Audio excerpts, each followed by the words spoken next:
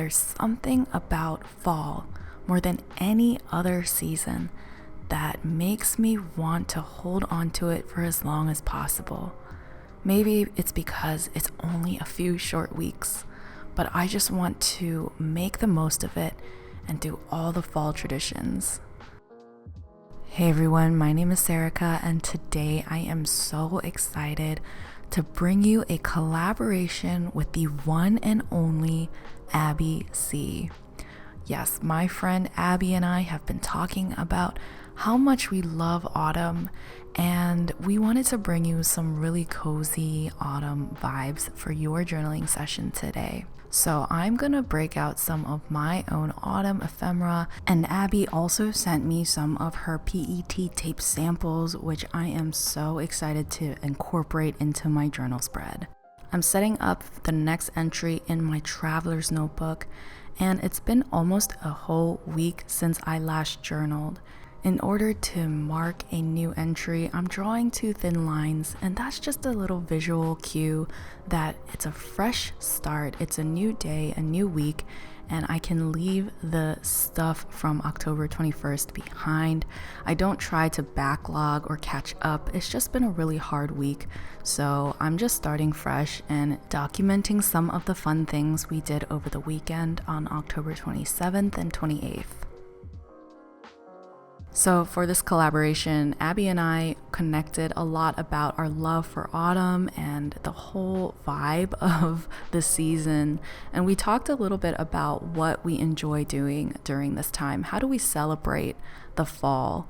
And of course, one of the first things that came to mind was enjoying the fall foliage. I mean, it's just stunning this time of year. The trees are just vivid pops of color all around us. And we're really lucky to live in an area that has a lot of trees, nature, a lot of wooded areas. We absolutely enjoy it so much during this time of year.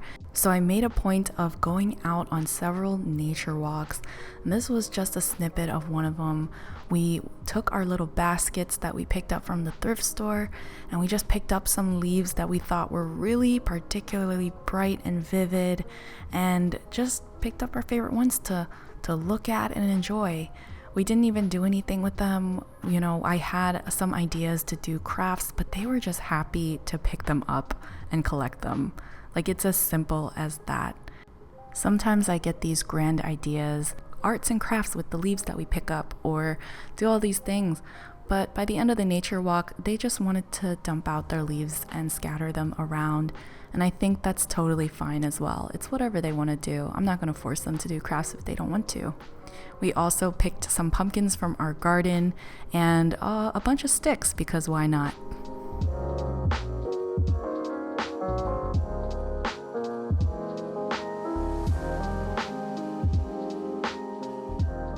I did manage to get a few good pictures of the kids, and I always try to get at least one a year with the fall foliage in the background.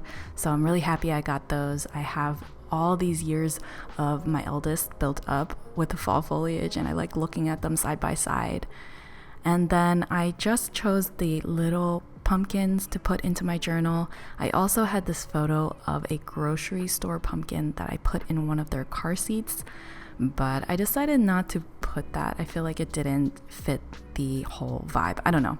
I just thought it was funny, and I wanted to take a picture of it in the car seat because it was as big as one of the kids. I might put that in another spread, but I thought there was a lot of photos already, so I just eliminated that one so that I would have some room to decorate and stamp and write my actual journal entry.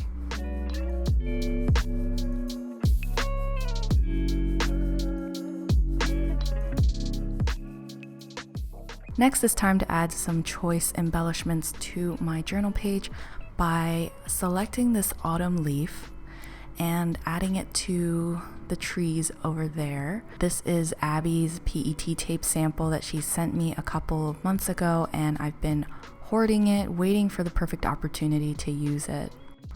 I think something that really connects us is our appreciation for the fall color palette, really leaning into those warm tones. It feels so inviting, like a hug from an old friend, or back to school with your fresh stationery that you've just bought. And even though we live very different lifestyles, we still share these interests for autumn, for journaling, for stationery, and I'm sure that's what brought you here as well. So leave a comment and let me know, what are some of your fall traditions that you like to do? How do you like to celebrate this season? And of course, I just realized that there's probably some of you who are not in the fall season right now. Perhaps you don't have a fall in your area, or you are in a different hemisphere. You're celebrating the opposite right now. Let me know what you enjoy about fall, and maybe you can tell me what you're doing to enjoy the season that you're in. As we enter the month of November, I realize it's kind of like the halfway point for fall, and half of it was spent very well, I think, but we are gearing up for an incredibly busy season. We've got planner season, we've got lots of sales, and just a lot of order packing to do. It's a very busy time of year for small businesses and regular sized businesses alike. Not only that, our personal lives are very busy as well. Not only are there back-to-back holidays here in the US, but we also have a ton of birthdays. Both of our kids' birthdays fall around the holidays, and a lot of our friends have kids whose birthdays are during this time. Coincidence? I don't know, but it's a little bit hectic and there's a lot of pressure. Sometimes I can't escape that feeling of needing to do more and be more productive, not only in work, but in my family life. And it's hard to try and be very intentional and mindful so that I don't burn out. I find it very counterintuitive that the busiest time of year in our life and in our work is set to a backdrop where everything around us is winding down to rest and rejuvenate. The leaves are changing and falling. Nature is getting ready to sleep and hibernate, but we are busier than ever. And while it's not possible for us to totally opt out and to abandon all responsibility and just relax all the time, I still yearn for that balance of creating magic for the holidays, but also not overworking myself to the point that I am sacrificing my own health, mental health, and self-care.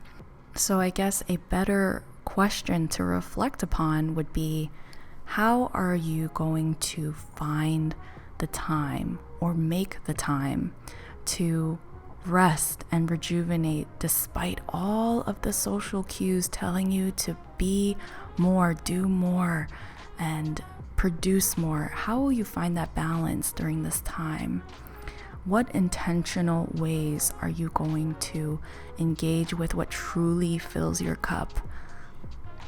How will you honor the cycles of rest, rejuvenation, and productivity that feels most natural to you? Is it letting go of perfectionism? I definitely have to work on that a bit more. Is it reconnecting with a hobby that you haven't picked up in a long time because you've been so busy? I am definitely open to more ideas and thoughts around this. So definitely leave a comment. I'll probably be journaling about this very soon. And I'll also be planning this stuff as well, because part of it is being intentional with your time, especially with energy levels ebbing and flowing, just like it is with nature. There are cycles that we must honor. Especially as someone with limited energy levels. I don't know if I've ever mentioned this before, but I do have a chronic illness. I've got an autoimmune disease that leaves me very exhausted sometimes, and I do have to plan around that. So yeah, oftentimes I feel like because I have an autoimmune disease that I can't keep up with other moms out there who seem to be doing so much and handling everything. But then I remind myself that I don't need to be keeping up with other moms. I just need to keep up with my own kids. So I think that's a great reminder that we are all walking our own path.